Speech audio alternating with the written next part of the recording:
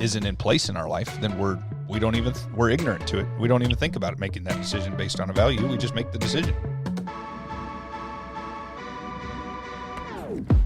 Welcome to the D3 Discipleship Podcast, a podcast about the language and tools that help to create a culture of intentional discipleship in your church. We are excited that you're joining us today and hope that you enjoy what you hear.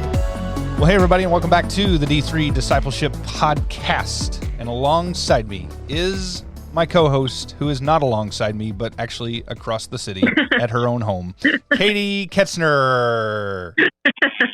Hello, everybody. Good morning. Good morning. Welcome. It is a nice spring, foggy day here. Do you have fog? We have lots of fog. Yeah, we had a lot of fog, especially earlier today. I mean, it looks like it's kind of clearing out, but I love it. Yeah, I love these kinds of days. I am ready. I have my my abide time space out on our little dock by our water feature. And I'm so glad the weather is here where I can go out there and just cup of coffee, chill, and do it. You know, like that would be amazing. Spend the time right there each morning.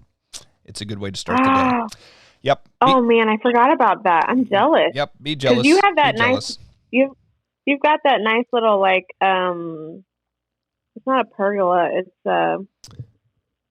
what's it called? Where you sit the. It's a canopy. You know, if you wouldn't have asked, I would know it. A gazebo. It's a gazebo. Gazebo. Yes. So we have the little gazebo. I think maybe since you have been here last time, we have built a little dock over to. So from the gazebo over to the pond, there's a little dock there, and so I have my Adirondack pulled out there, and I get to sit right on the edge of the pond and enjoy. So. Oh, that's amazing. Oh, so fun. So fun. Yeah. But, you know, wintertime, that doesn't work too well. So, so ready for the weather to be back out there. The past couple of weeks, we got a lot of in-step information coming out and different things like that. That's been exciting. New ways that deployed leaders can jump in and different things. But today, we thought we'd help some leaders out, right? Yeah. I mean, today we're going to be talking about 20 discipleship questions that you can ask in your group. Yeah. So I came across this article this past week of just 20 discipling questions that take your conversations to a next level. And I was intrigued by that. And so, yeah, we're going to talk through 20 questions that are kind of, I don't know if they're open-ended or closed. I think they're open-ended. So let's do it. So when I look at these, I kind of think, so these would be questions that you would be asking maybe when you're going through a learning circle or just in general. Yeah. I guess some of them you could apply to other things. Yeah. And I think some of them, just from first glance would be like, even like as people are going through your story, some of these things you could bring up or ask as well. So, yeah. All right. Well, I'm ready for it. Well, let's do it. Let's jump in. Woohoo.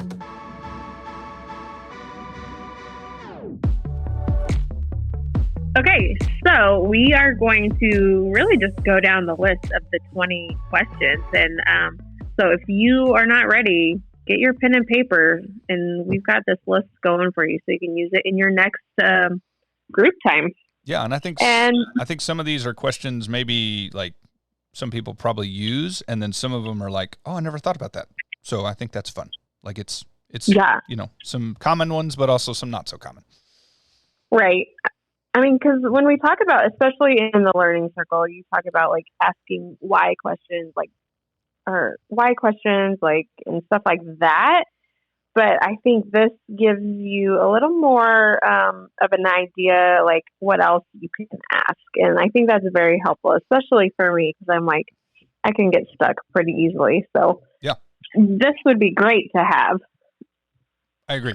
So let's go. I'll start with the first one. All right. The first question that you can ask is, how did that make you feel? Very therapist-like. Yes.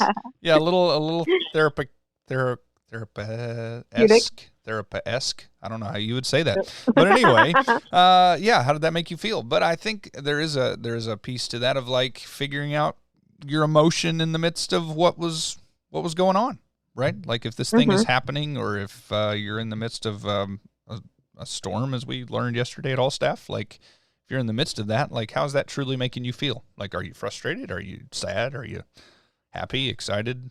Those type of things. So I think that's a good one. And starting off, like I can already see, like once you ask this question, well, someone can say, well, that makes me really frustrated. This is like a really good just jumping off point, because then you can dive into well, why did that make you feel frustrated? Yeah. Well, because of, well, why does that? And, Get into it helps you dive a little deeper. Yeah, get into those 5 whys real quick, starting with the emotion that came from the event. For sure. Yeah. Yeah. That's a good one. It's a good one. Like just honestly glancing at these, like they are all good jumping off points, and then leading to your why questions to dig. Yeah, for sure. Let's do the next one. All right. What do you think about blank? I think that is a good starting point question for what do you think about it? Whatever it is you're talking about. Like, what do you, yeah. I mean, obviously that's a contextual question, right? You're going to fill in the blank with whatever you're talking about. But I think it gets, like, what are your opinions on that? What do you think about that? Well, I don't really like that, or I do like that, or, This could also be a good one for, like, if I'm thinking about generosity ladder. Like, what do you think about generosity? Like, how do you perceive it? And I think that would be a good way to get people, like, to gauge people's kind of like where they're at mentally on a certain subject before you dive into it. Yeah. And I think that might help you when you are going through a certain tool or talking about a certain topic, to know kind of which way to go with it, depending on what your group is thinking about that certain thing. Yeah. Yeah. And I think it sets you up for you don't stick your foot in your mouth as well.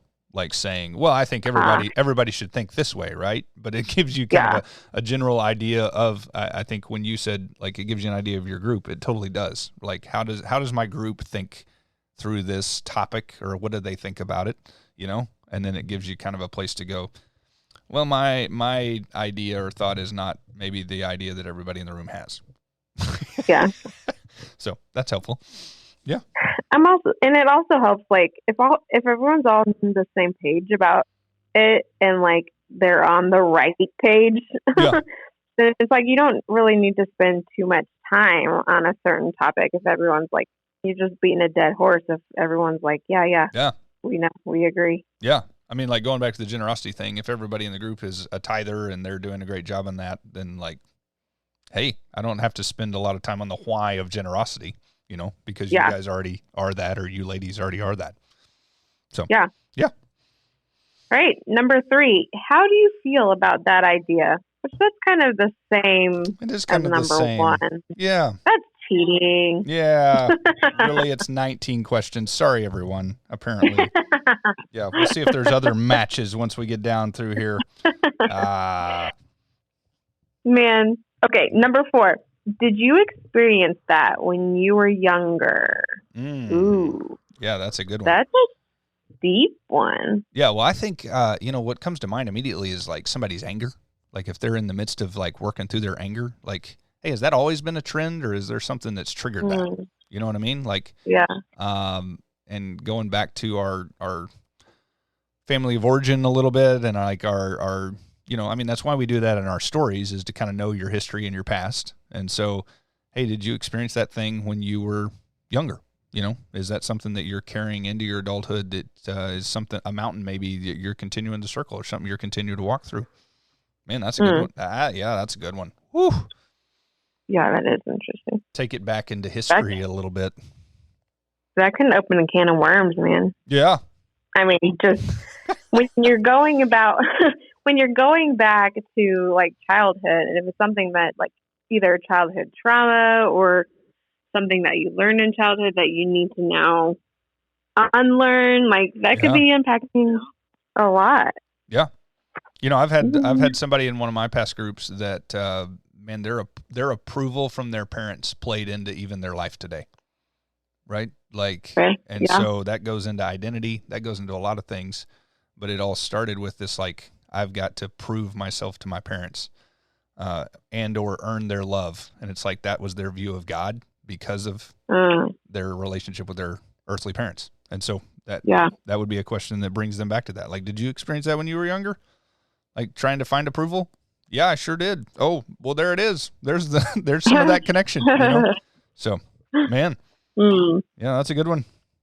Which number 5 is kind of, man, they did like it again. That. Yeah, they did it again.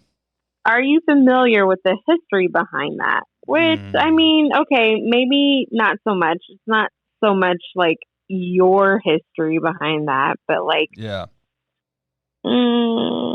Maybe that's a little more of like a scripture study question. Maybe. I don't know. I mean, you could probably take it a lot of different ways. Yeah. But I like that. I like the scripture context. Yeah. Are you familiar with why that's there, or who he's talking to, or those type things? Yeah. Mm-hmm. Okay. That gives some help there. Mm-hmm.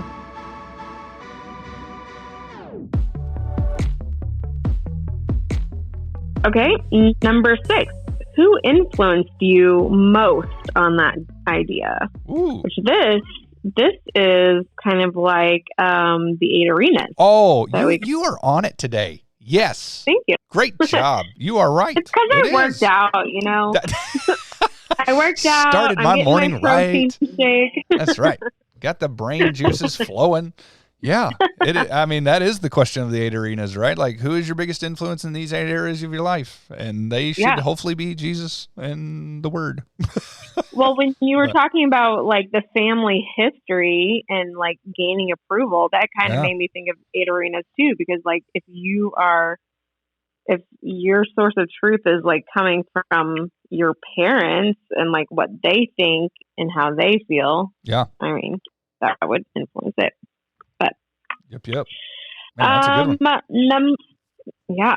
Let's see. Number 7. 7? 7. I think 7. Yes. 7. Where do you think that idea came from?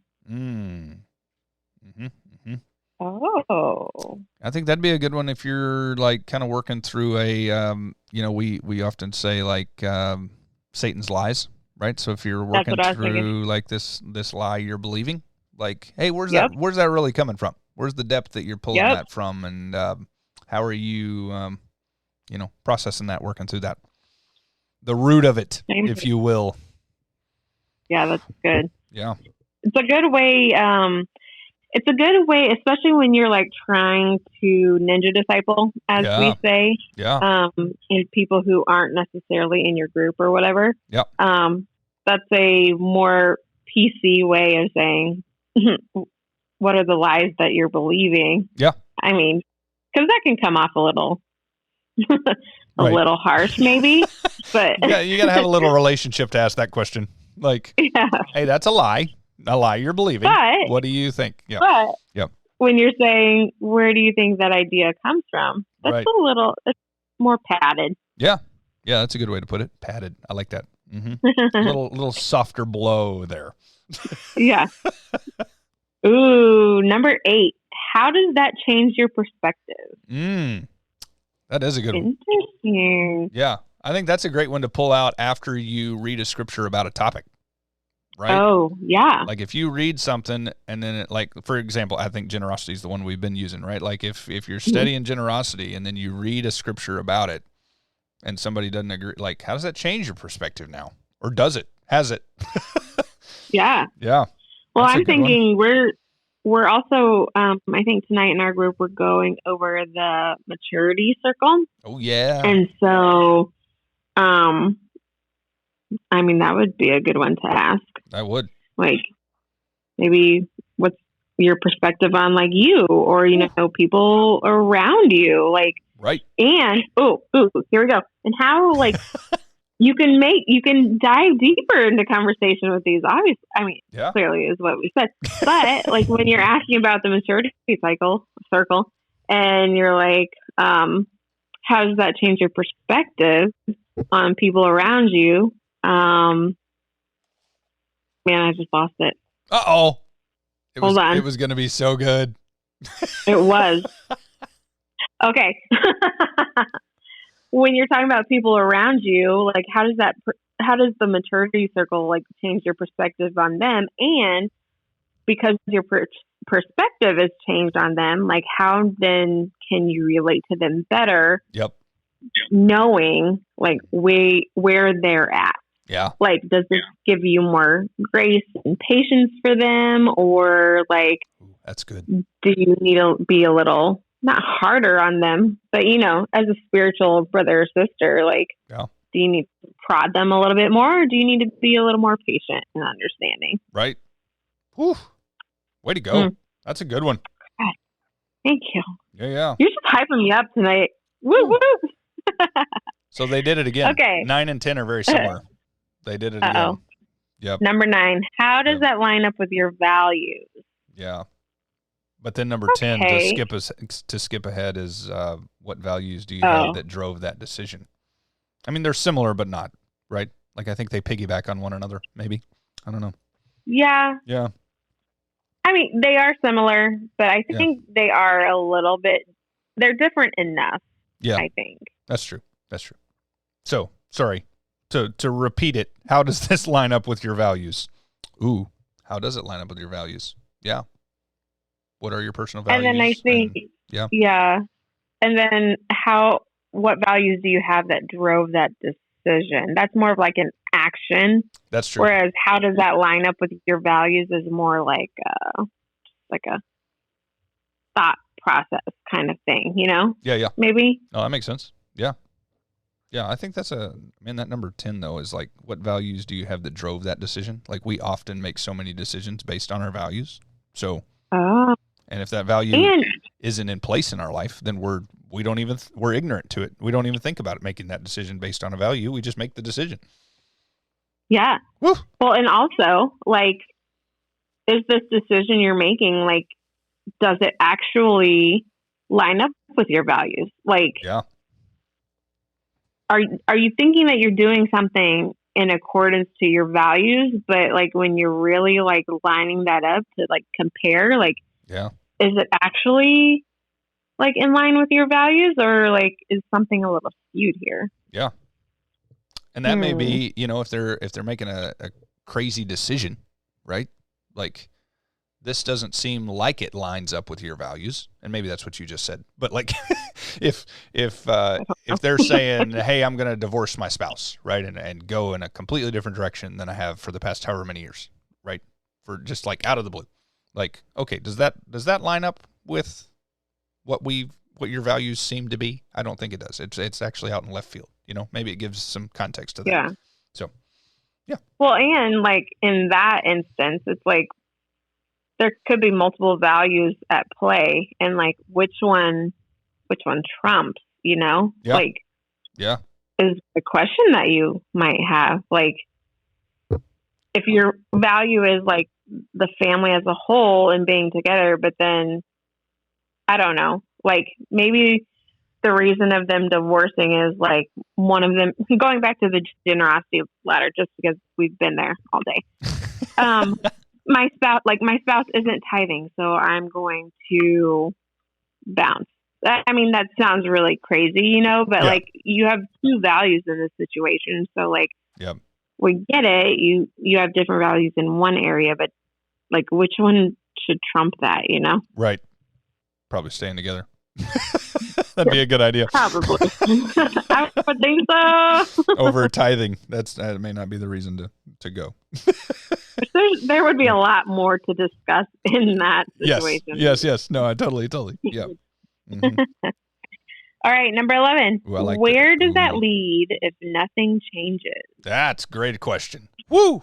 Write that one down. Get a tattoo on your arm. That's an amazing one. Man. Yeah. That's good. Where does that lead if nothing changes? Woo. Man, I read these and then I'm like trying to process them deeply. Like, that's a lot. Yeah. I mean, hey, that's a good one with a lot of tools that we have. Like, if you keep going on the track you're going, where does that lead? What does that look like? And I think it's not, I think the way you could further that question, because this is like, taking your conversation to the next level, is like, what are the immediates, but then what are the long terms? Like, what is the long-term effect of that? Like the whole, if a ship changes 1 degree, it's off course, whatever. Like that really, there may be this immediate big whoops or big problem or whatever, but then there's like bigger problems down the road. Like, where does that lead? Ooh, that's a good one. Yeah. But we generally kind of use that in a negative connotation, but think of it positively also. Like, right. How does your life change? Or wait, hold on. Oh, where does that lead if nothing changes? Like, you can kind of switch it up, the question too. Like, right. Okay, so if your life changes in this way, how does, if you're abiding more, and you're doing that consistently, what does your life look like down the road? Or if you're doing this, That's a good way to put it. I like that. Yeah. See, okay, where does that lead if nothing changes? Or where does that lead if something changes? Change? Yeah. There you go. Boom. Cool. That's cool. Good. That is a good one. Yeah. Well, guys, we were having such great conversation that we actually decided to break this down into 2 separate episodes. And so at around question 11 here, we're going to move on and have our second episode. And so double episode for you. Hang around, check out the next one for more great questions that lead to next level conversation in your discipling group.